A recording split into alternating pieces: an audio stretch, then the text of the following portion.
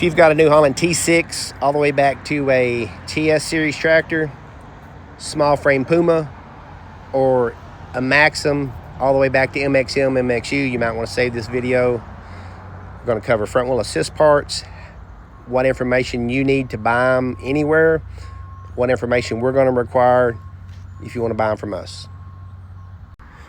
First thing I want to say is that if you're a part number guy and you have to have that part number, we're probably not your replacement level axle supplier. And I'm going to tell you why. The part catalog is a disaster on trying to figure out what axle's what.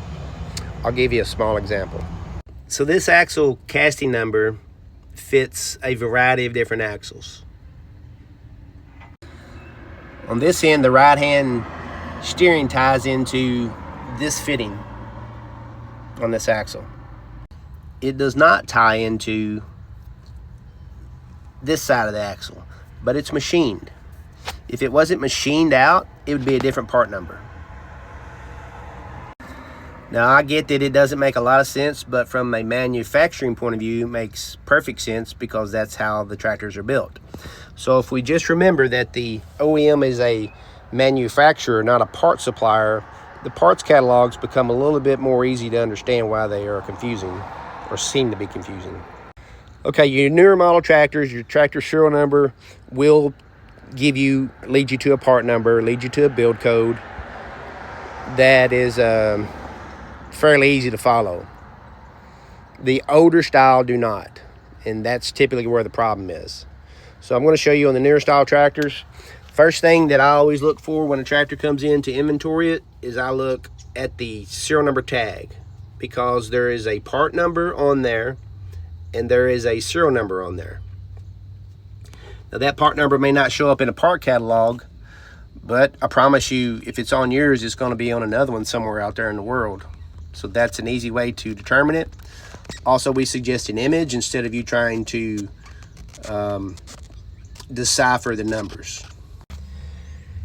3, 6, 8, and 9 are always difficult to interpret. On the older series tractor, it's on the top side of the axle. Both of these are on the left-hand side, sitting in the seat. So this is the part number of the axle assembly. This is the serial number of the axle assembly.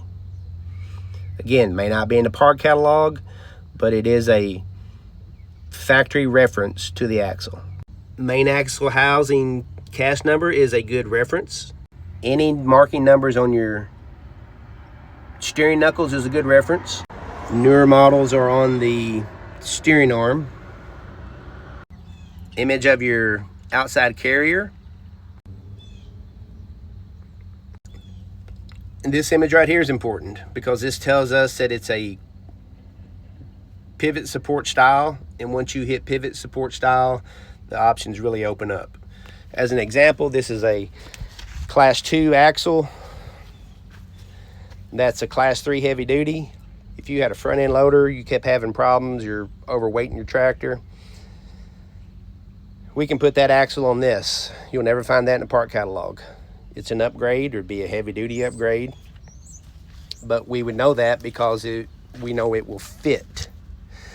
That's why the part number is not important in that particular deal. So we're talking about fitment versus part number.